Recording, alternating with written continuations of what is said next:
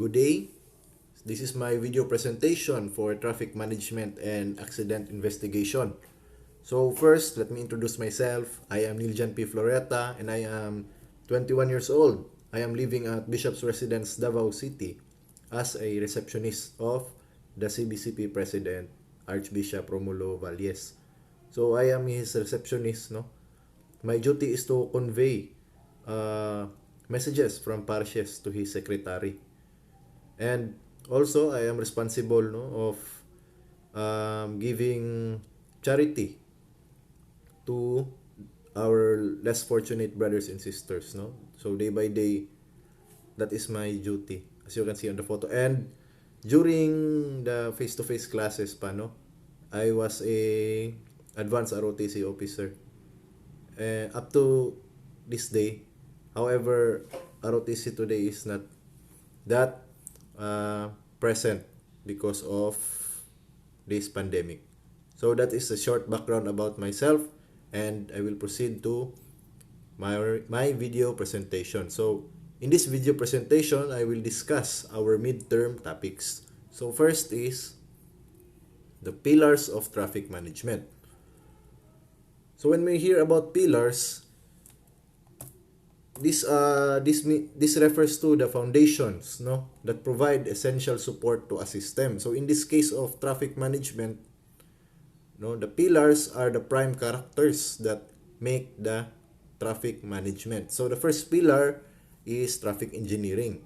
This deals with the planning and geometrical designs of streets, highways, and abutting lands, and with the operation thereon basically concerned with the efficiency of the road design.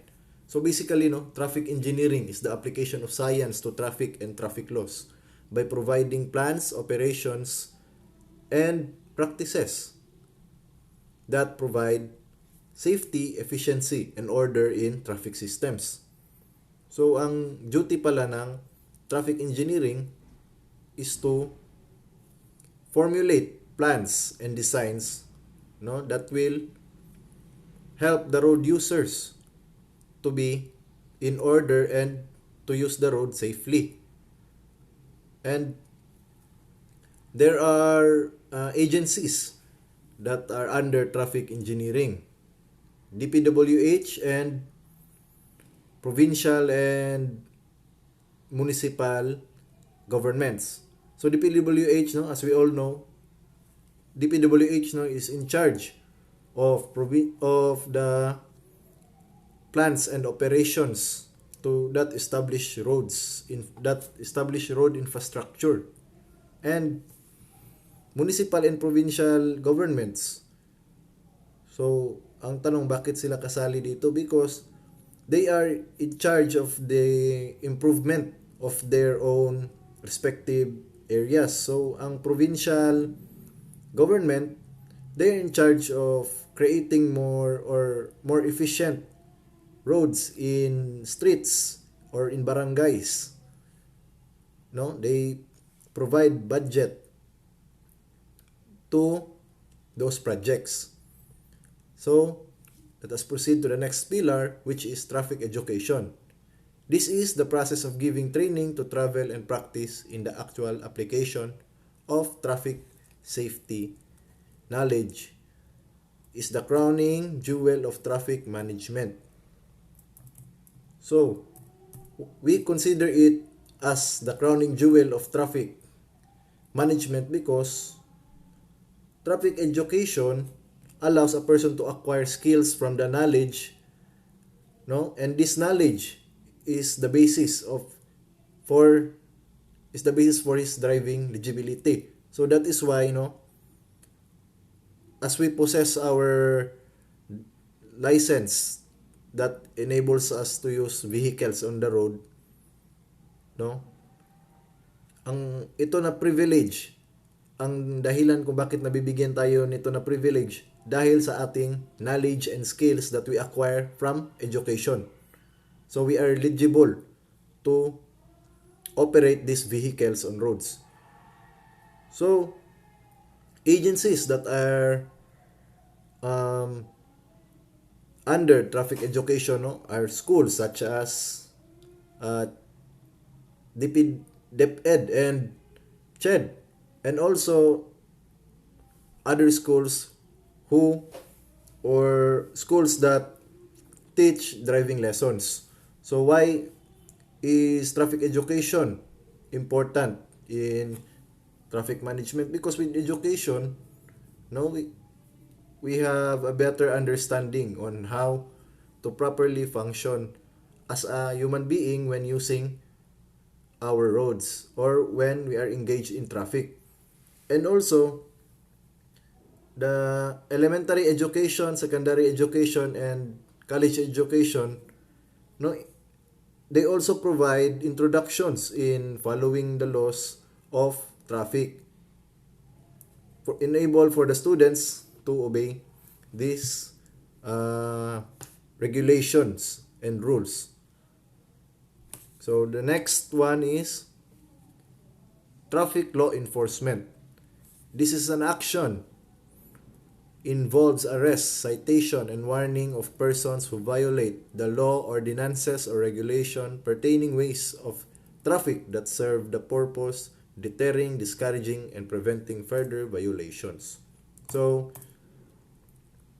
basically, this refers to the observations of traffic rules and regulations and their strict implementation.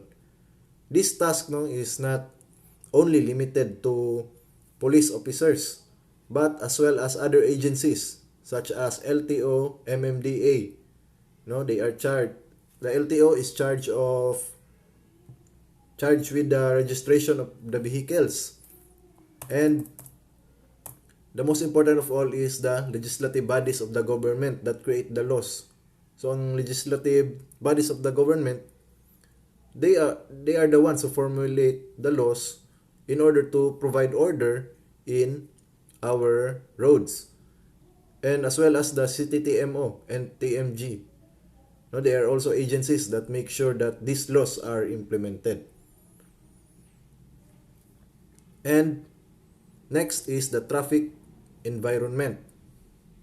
So from the word itself, environment. So the definition of this one is that deals with the study of potential disastrous population, explosion, changes in urban concentration, and activities carried out, air pollution, water pollution, and crowding, transport congestion which results therein.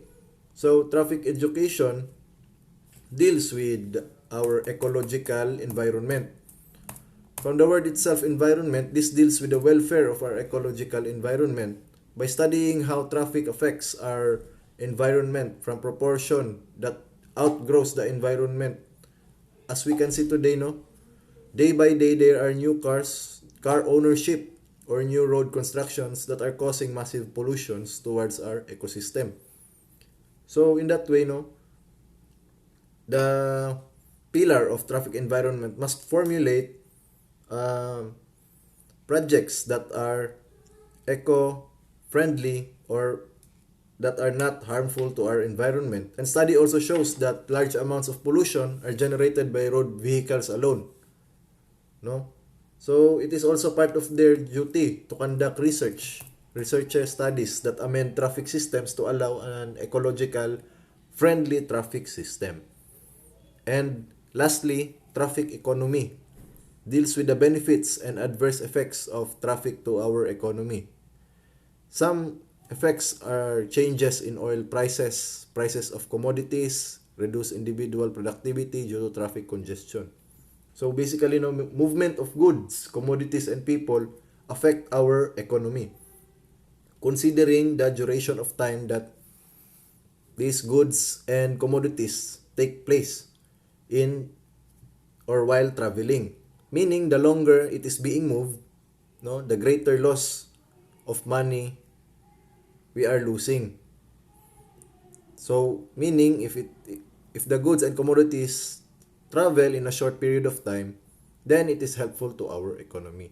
Especially today, an example of which is na sa pandemic. So, matanggong jud ang mga deliveries, based on my experience. So with this, na regularly it must take from Luzon to Mindanao before the pandemic if mag-Shopee 3 to 5 days, no? And then your parcel is already on your door. However, during the pandemic, it takes 10 days to 2 weeks, no? Ang delivery time. So this means, no, that the couriers, no, of the parcels are losing a great amount of money due to the pandemic restrictions. So longer duration of the travel, meaning they are losing more money. That's why traffic also affects the economy. So, no, in conclusion, no, the 5 E's or the pillars of traffic management work hand in hand to attain desirable results for the citizens and government. Each has its own function that contribute to traffic and its welfare. So, those are the 5 traffic pillars of traffic management, or known as the 5 E's. So, first is the traffic engineering, next is the traffic education, next is traffic law enforcement, traffic environment, and lastly, the traffic economy. So, let us proceed. Traffic engineering deals with planning and geometrical designs of streets, highways, and abutting lands, and with the operation thereon, basically concerned with the efficiency of road design. So again, no, the application of science to traffic and traffic laws by providing plans, operations, and practices for safety, efficiency, and order in traffic systems. So traffic engineering is charged with every aspect in traffic system, from calculations of roads up to mounting up signs and symbols that provide safety, efficiency, and order to traffic. No, so ang mga traffic engineers, no, they aim that all of their projects, no, are providing safety, efficiency, and order to traffic, to the traffic and the road users. So as we all know, no, ang traffic engineers, they provide the signs, from the signs, no, that regulate road users, and also they are in charge of building a infrastructure that aids road users, no, from safe and efficient driving. So next is objectives of traffic engineering. So first, no, I have provided only 5 of the so many objectives. So these are only 5 objectives. Gamay ra ni sila. So first is build new roads and improve older ones. So by building new roads, this allows more routes to take for road users, and by improving older roads, no, this creates safer and more convenient road, because no, old roads we have issues na, they are lubak or buslot. And next is build safety features of the roads and introduce new designs. Example of this, no, sa safety feature and introduction of new design, no, kaya ang implementation sa Davao City of bike lane, no, this enables a much safer use of the road for cyclists and larger vehicles, because this segregates, no, larger vehicles from smaller vehicles, no, na maiwasan ang penetration of small vehicles between larger vehicles, because before, no, bicycles are allowed to drive their cyclists are allowed to drive their bicycles in highways, and that creates risk of being crushed by larger vehicles. So by creating bike lanes, this creates a um, safety feature, no, and prevents accidents.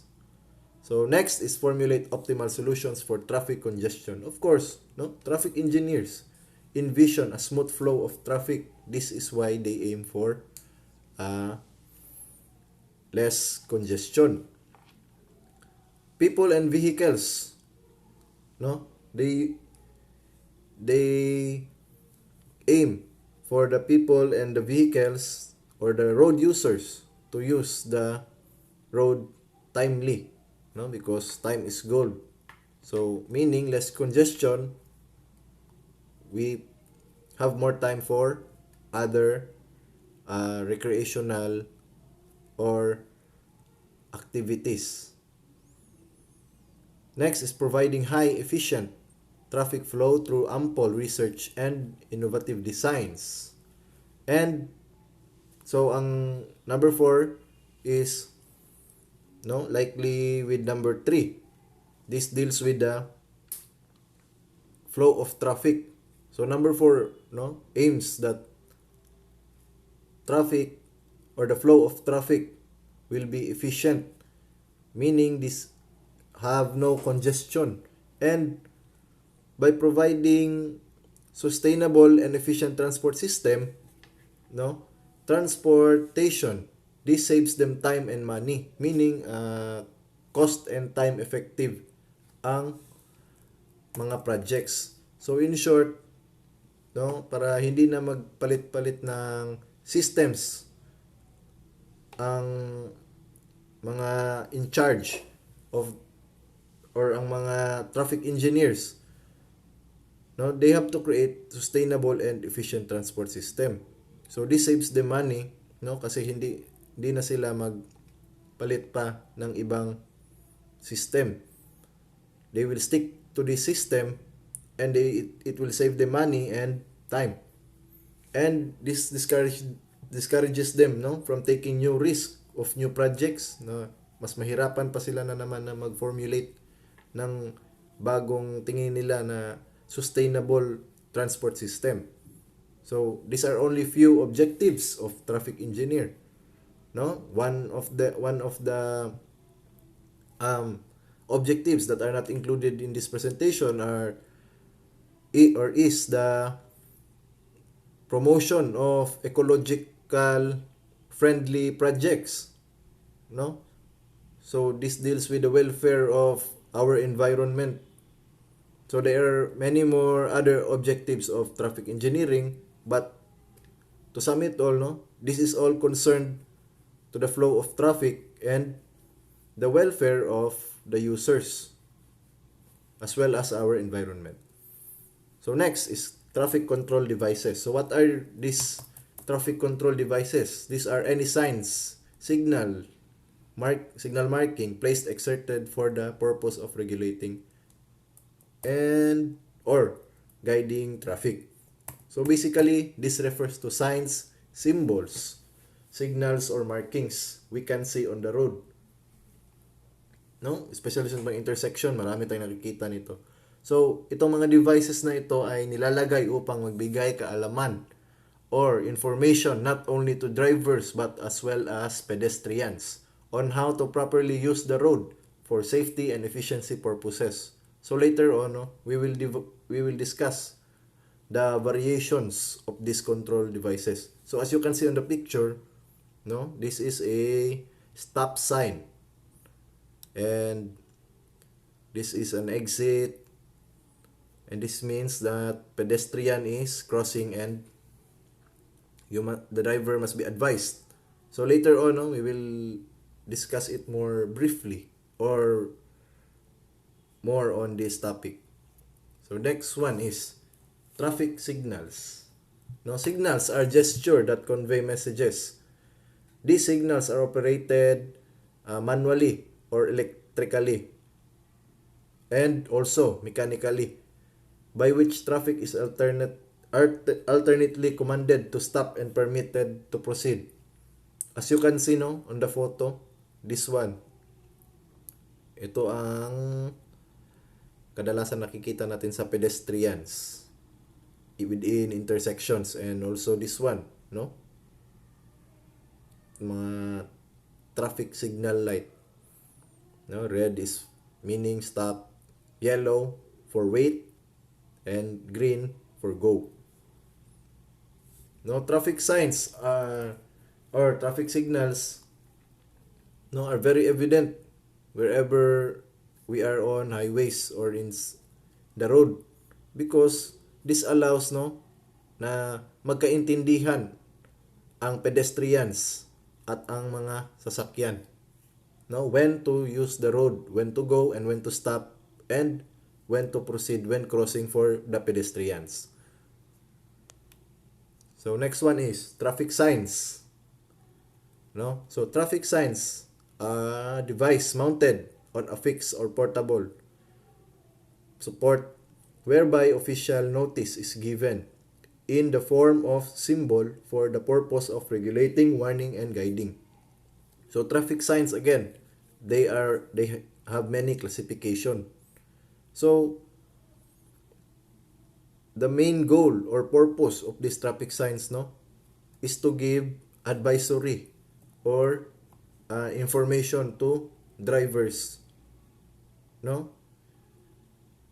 Traffic signs are signages that regulate traffic and advise drivers about certain circumstances and regulations to be followed when using the certain road.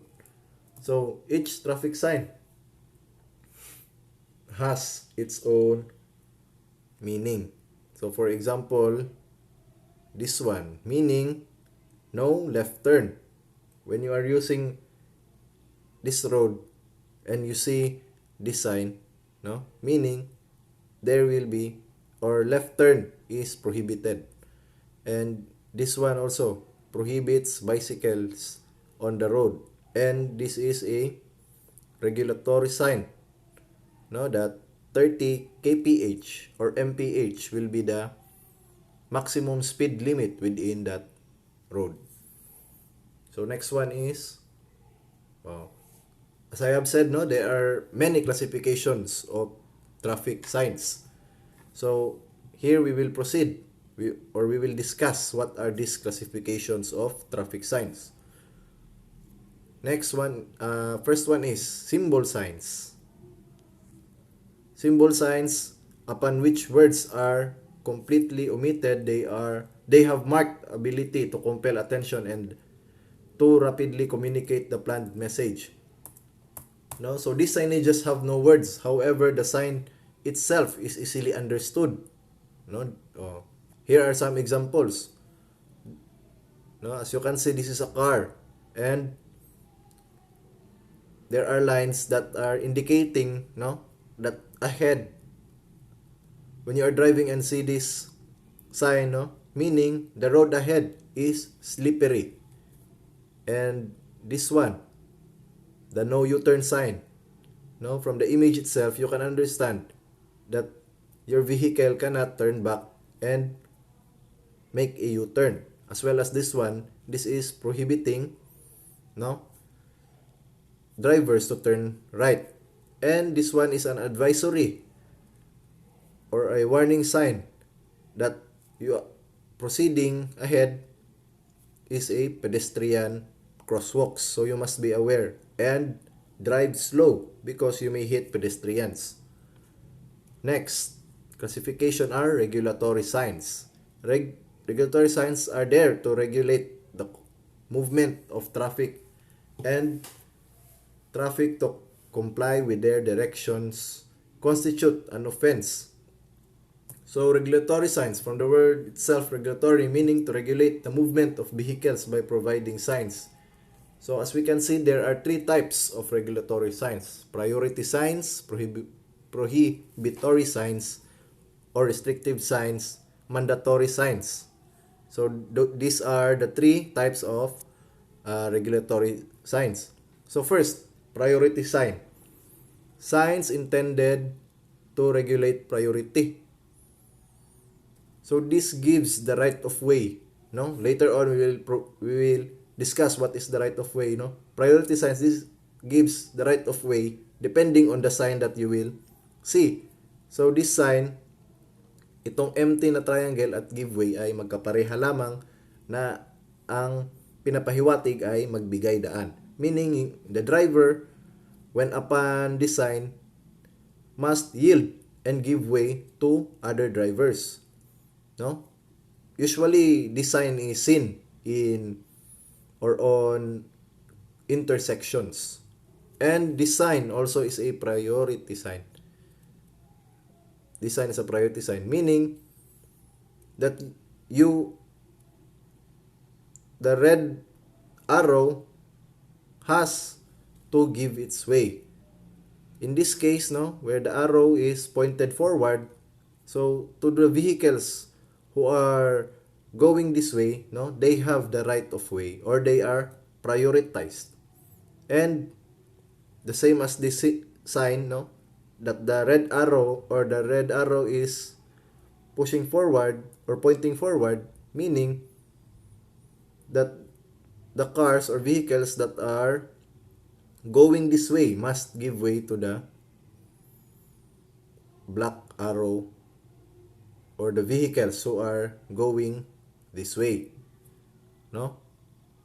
So meaning, kung saan nakaturo ang pula na arrow, ay they will give the right of way to the opposing arrow or the vehicles that are coming their way.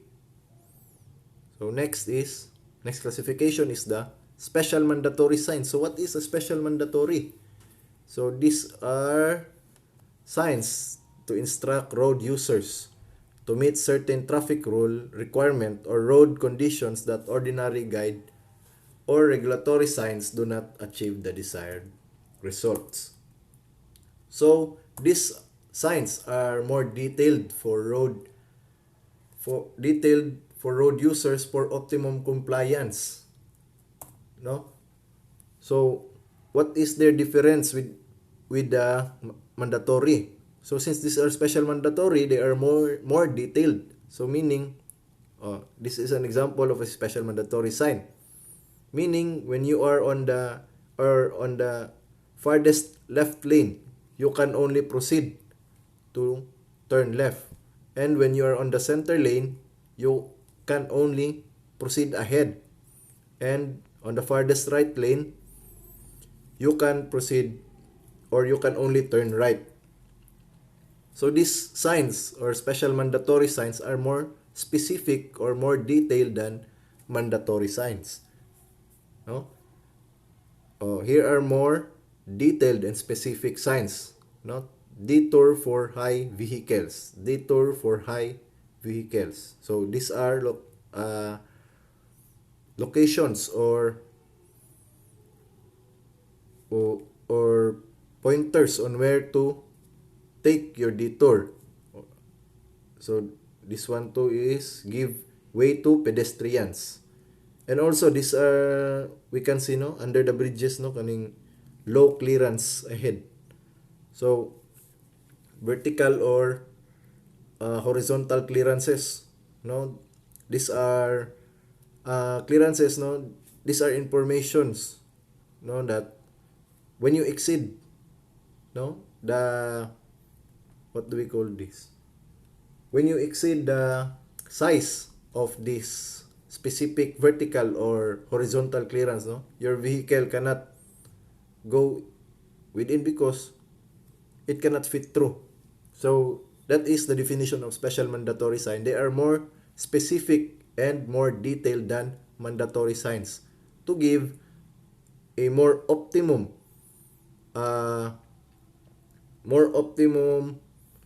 and more efficient obedience towards road users.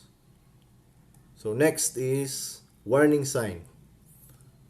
Warning signs are there to warn road users of condition or adjacent to the road which may be unexpected or hazardous to traffic operations. No? As I have said, this is a warning sign that warns or gives an advisory to the driver that the road is slippery. No? And this sign is also a traffic symbol because it has no words within it. And this one is a warning sign that the road is ending, dead end. There are no other roads that turn left or right or ahead, meaning that is the end of the road.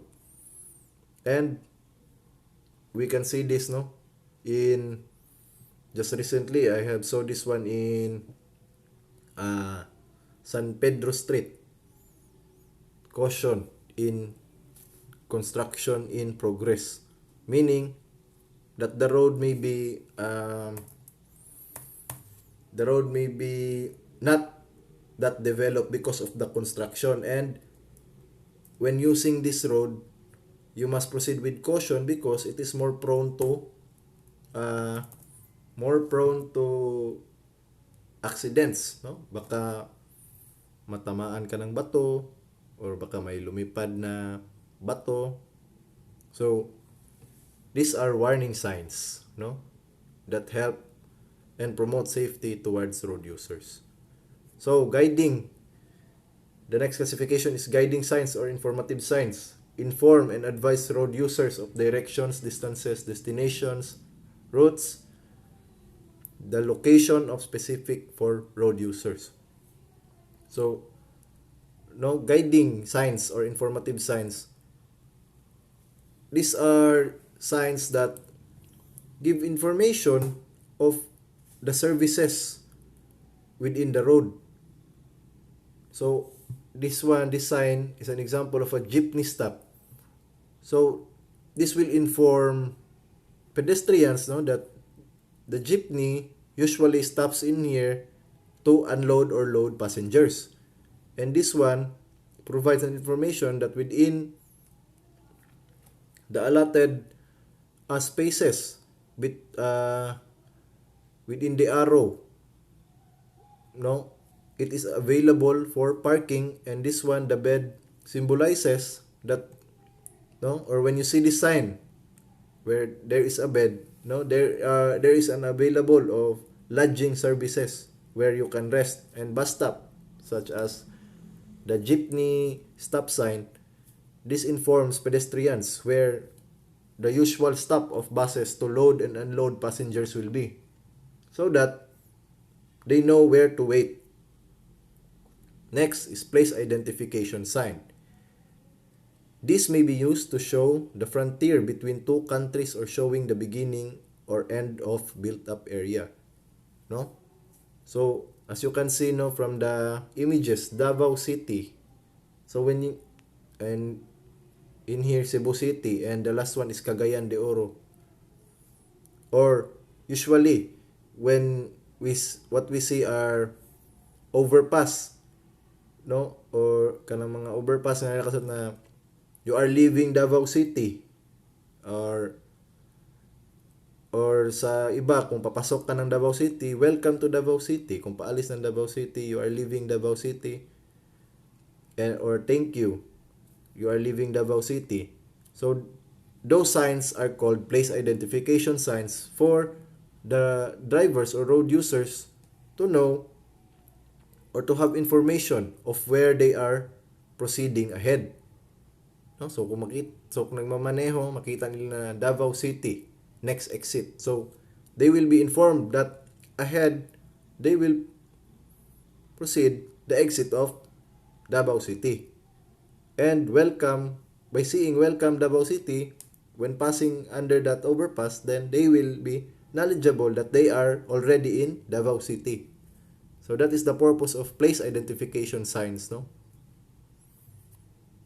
Next is confirmatory sign, used to confirm the direction of the road. From the word itself, confirmatory. So this sign confirms, no, that the driver can either drive left lane or on the right lane. And this confirms that the driver can either turn left or right. And also this confirms, no, that the driver that the direction of the road can be, or there is a left turn in the road that he is pursuing, and he can also choose to drive ahead of the road. So this is the purpose of the confirmatory sign, no? So that when the drivers are using the road, they can confirm that the direction that they have in mind is right. Next one is road markings, road marking signs or pavement markings.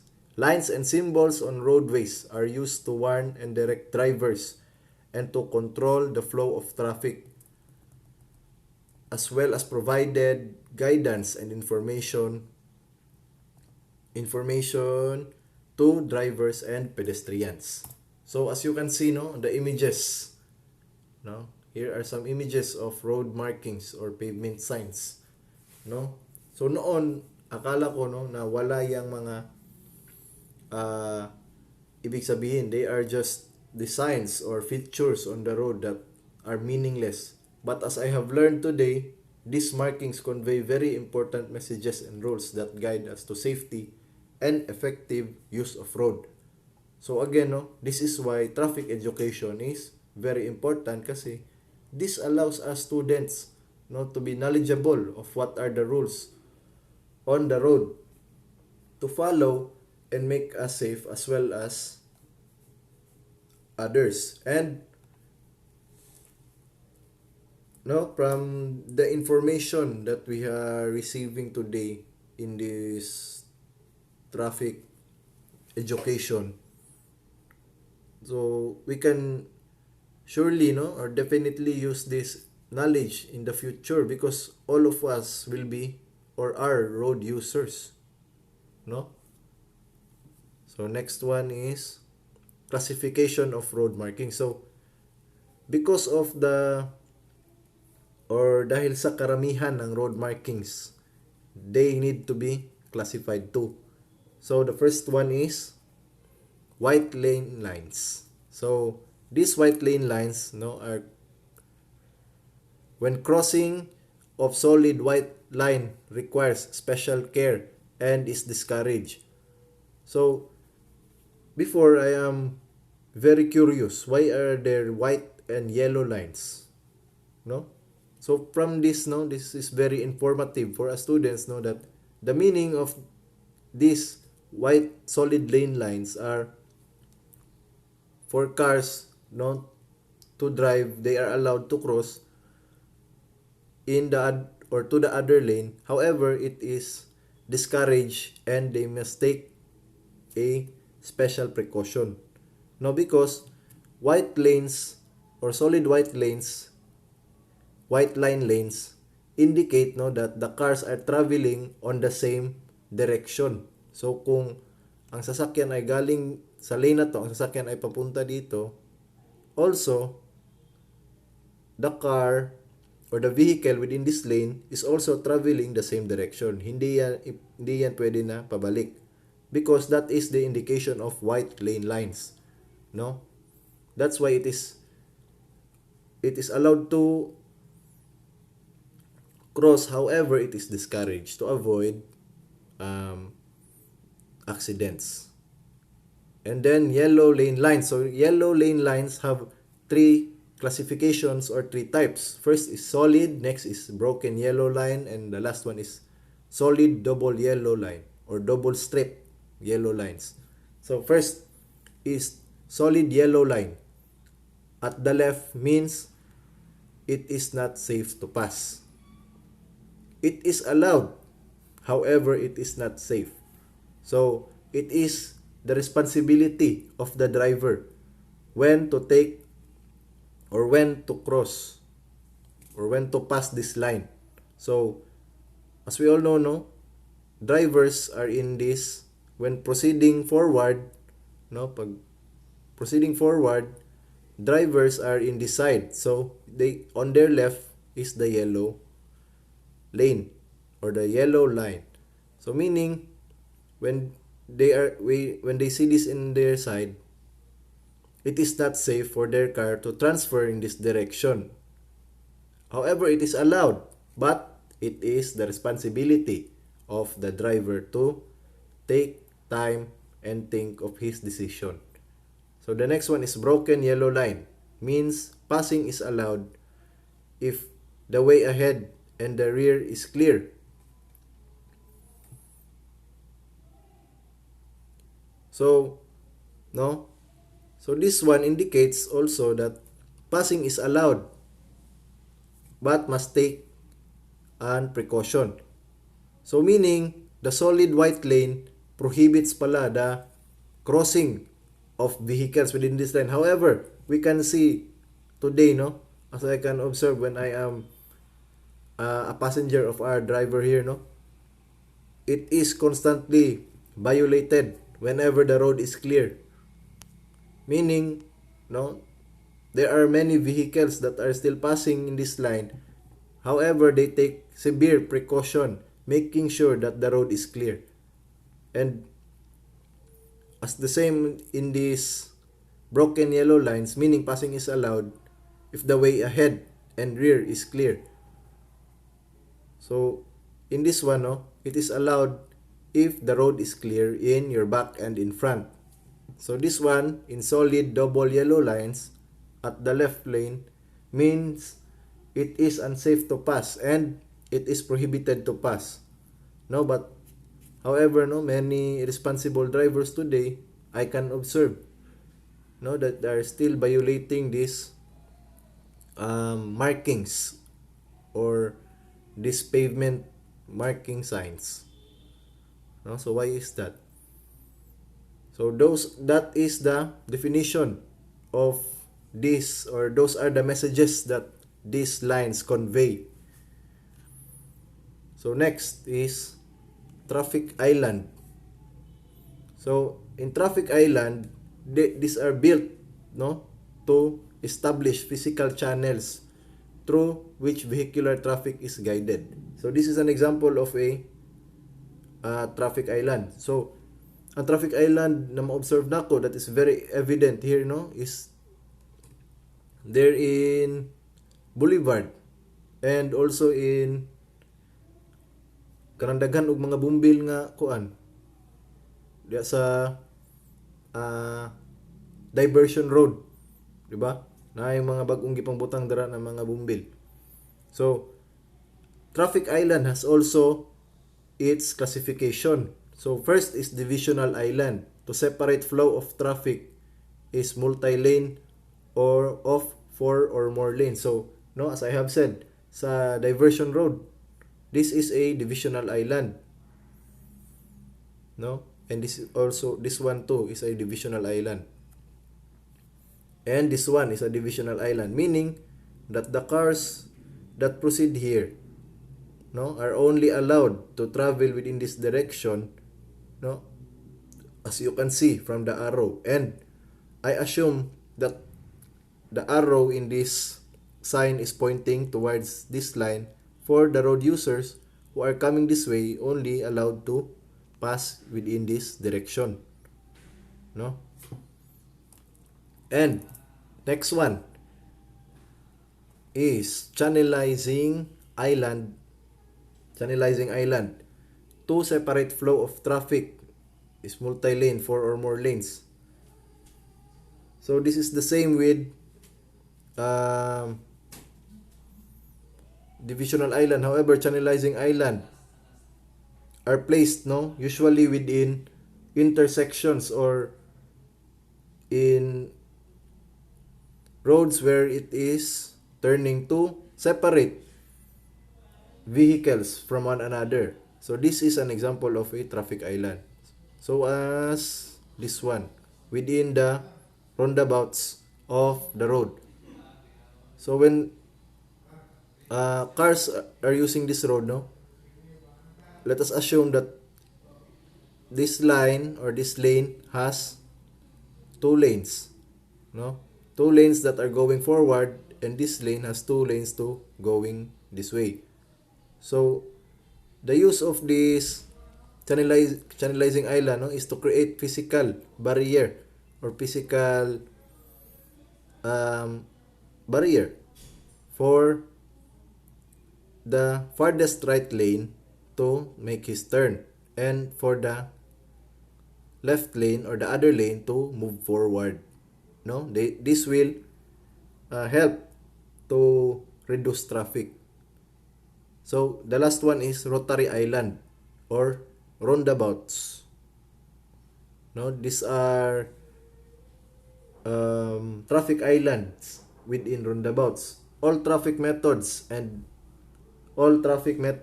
emerges frame from a one-way road around a central island. So meaning when you enter this road, you have to use the island to turn. Even if you are only going back here, you are not allowed to turn easily here. You have to use the roundabout. You need to turn all the way around. And that is the purpose of the rotary island, no?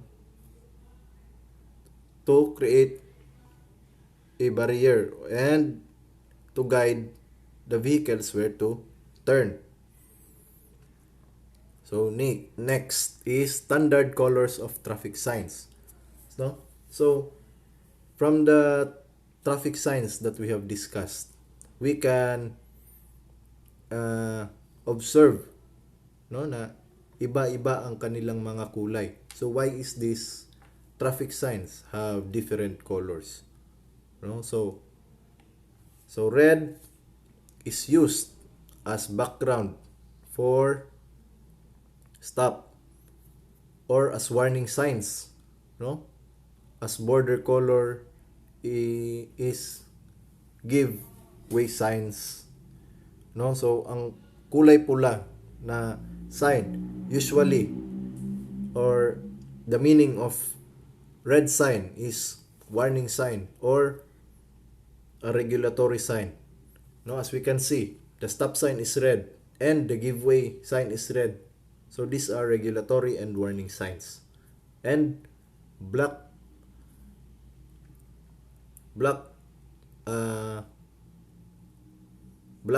color signs are hazard markers. So as you can see, no, speed limit is 25 kph or mph.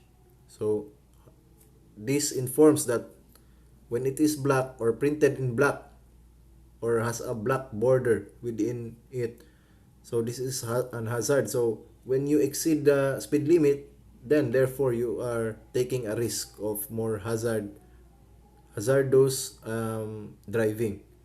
Next is the yellow color, warning sign, advisory speed, and for most off-road work sign. So as we can see, no, before in my presentation, the warning sign of road construction, caution, road construction in progress, is in color yellow. And also the warning sign of pedestrians who are crossing is also printed in yellow color, diba? And next is the green, used for parking signs or for a place identification sign, di ba? Makikita natin ang mga green na mga signs within street markings, no? You can see that F. Torres Street or Rojas Street. Those signs are printed in green color. And blue, use as facility information signs and point of interest. No, these are the informative or guiding signs. No, as we can see that the signs of a telephone booth or hospital is color blue. No, that is a facility. And the lodging or the jeepney stop, it is a guiding sign or an informative sign to road users. So those are the standard colors of traffic signs. Next is the road right of way, no? As I have said earlier, we will discuss what is the road right of way. The right of way pertains to the road users who have the right to go first in a particular situation or place. This is applicable to intersections, roundabouts, railways, junctions, pedestrian lanes, and many other roads features where cars can enter them at the same instance. So, in short, unsa man jud ining road right of way? Road right of way, no, a is not solely a privilege. Hindi ibig sabihin na you know that you have the right of way, then you will proceed. It must be given to you, or you must give the right of way towards other vehicles, because no, as I have said again earlier, there are many irresponsible drivers. So an example of right of way or road right of way is when two vehicles within an intersection meet, no, nag-atbangay ang blue vehicle and red vehicle, and the red vehicle wants to go straight ahead.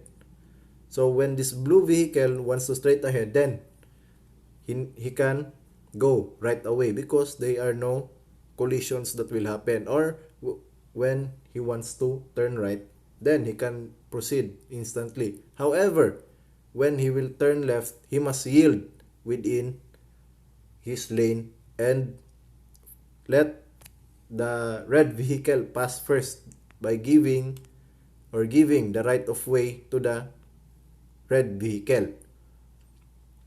And as well as in this image, no, so you can see this is an intersection where, no, the blue car wants to turn left, and there is a white car. The blue car must give the right of way to the white car because, no, as you can see, mas dool ang iyang tuyukan kay kung muuna ang blue car, then mas matanggong ang puti nga mas dool naman ang iyang tuyukan. Next one, this is very common, no, the giving the right way always, no, to emergency vehicles such as fire trucks, ambulances, no, and police cars. So every time, no, that these are passing, no, instantly they have the right of way. And also within pedestrian lanes, daghang tao mo ingon, no, na diri ta mo tabok sa pedestrian lane kay ug maligsan ta kay kabayad sila. So dili pasabot na pag moagi na ka og pedestrian lane, di na ka mabanggaan because as a responsible pedestrian, no, you must also give the right of way towards vehicles even if you are in the pedestrian crosswalks where it is a designated place to cross, because they are also irresponsible drivers.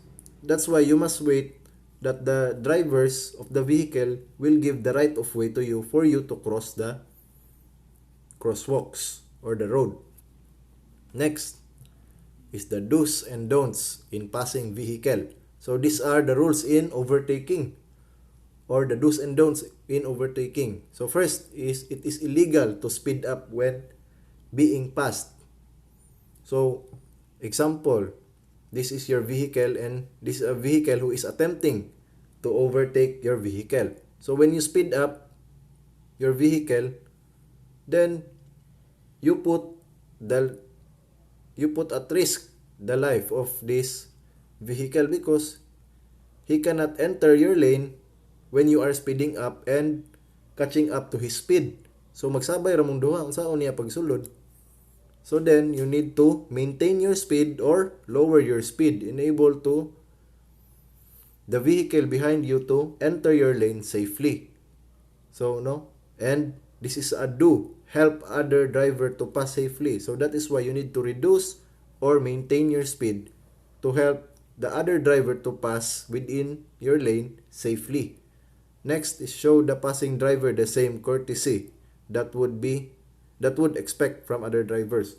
So this is a common chain within human psychology, no, that when you receive courtesy from others, there is more you are more likely to be courteous with others too. So when you receive kindness, then you will give kindness. So, kung whenever you have helped this vehicle to pass safely, timely, efficiently, then this driver will be in a good mood or be happy with that event. So the next time that he will encounter or he will be put within your position when someone who wants to overtake his vehicle, then he will do the same. No? That he will guide and help the other driver of the vehicle to pass or to overtake his vehicle safely. So, next is at no passing zone marked by signs or by solid yellow lane or double solid lines which indicates no passing, no? So from the markings of the vehicle, no, from the discussion that we had about pavement and road markings, no, that yellow solid lines and double solid yellow lines, no, indicates restriction of crossing. So you are not allowed to overtake or to pass these lines. Meaning, no, dili ka pwede mag-overtake ana nga mga linya. Basta yellow ang color nga solid white and double solid white. Yellow, double solid yellow and solid yellow. And on blind curves, no, as I have observed, no, pag Saturday manggod, mga mig tubig para diri. So when we are sa makabuan ng tubig sa Turil, na ay blind curve. So whenever we pass that blind curve, no, our driver always sound the horn of the vehicle because it is a blind curve. We don't know if someone is proceeding on that blind curve that will give possible collision within our vehicle. That's why he always sounds the horn, no, to inform that our vehicle is also proceeding this way. And that's why, no, that passing on blind curves is not allowed. Because, no, this creates the risk of having a collision among vehicles who are proceeding your way. So magbangga mo duha. Kaya di mo makita kay patuyok man ka. So on going uphill, passing is not allowed from 700 to 1,000 feet. No? Because going uphill, no, or subida, it is very delicate or very risky to pass or to overtake vehicles. So in an intersection or railroad, of course, in an intersection, it is very risky, or that's why they made it or that's why they prohibited passing in an intersection, because in an intersection there are many cars who are proceeding in different lanes, or they have vehicles are proceeding in different ways. And in railroads where there are trains, no, so alanganin kung mag overtake or pass. And near bridge or underpass that may cut off a road, no, so these are risky maneuvers. That's why they prohibit these actions on overtakings. So next, the do's and don'ts in turning. First is reduce speed in anticipation of making a turn. So when you are turning, you have to reduce your speed kay so drifting. So you have to reduce your speed because there is a tendency that your vehicle will overlap and will create an accident. So always lower your speed and look behind and on both sides to see where other vehicles may be. So in turning, you need to be cautious with your surroundings because when turning, you may hit someone or a vehicle. That's why you have to look around and as well as reduce your speed and move into proper lane as soon as possible. So No? As you can see, there are 2 lanes here and 2 lanes. When the vehicle turns here, or when the vehicle is in this area and he will turn, no? So makat off niya tong naadri no? So when you turn, you need to move to the farthest lane closer to the turning lane.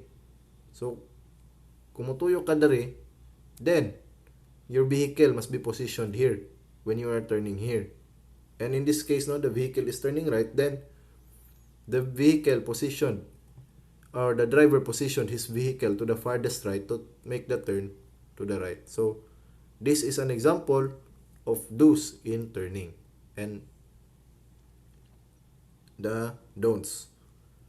So next one, and the last one, is regulating or regulation in making pass or overtaking. So passing on the right is permitted in circumstances of when overtaking another vehicle making or about to make a left turn. So, no, you can pass your vehicle to the right, you can overtake to the right, when another vehicle is making a turn, about to turn left. So it is very easy, no, to overtake from the right because the vehicle ahead of you is turning the opposite direction, meaning it gives you more space. That's why they allow making a pass or overtaking a vehicle when the vehicle that you are overtaking is making or about to make a left turn. And also on streets and highways marked for multi-lanes. So multi-lanes, you can pass on the right side of the vehicle because it is a multi-lane, meaning there are numerous lanes that it's available for a numerous space or a large space. And on one-way street traffic, so you can pass on the right because there are no vehicles who are passing or who are meeting on your way. So dili wala kay kasugat na sakyanan. So you can pass on the right. So that is all of my report for the midterm topics. Hope that you have understand my report, and thank you for watching and listening. Stay safe po, sir, and God bless.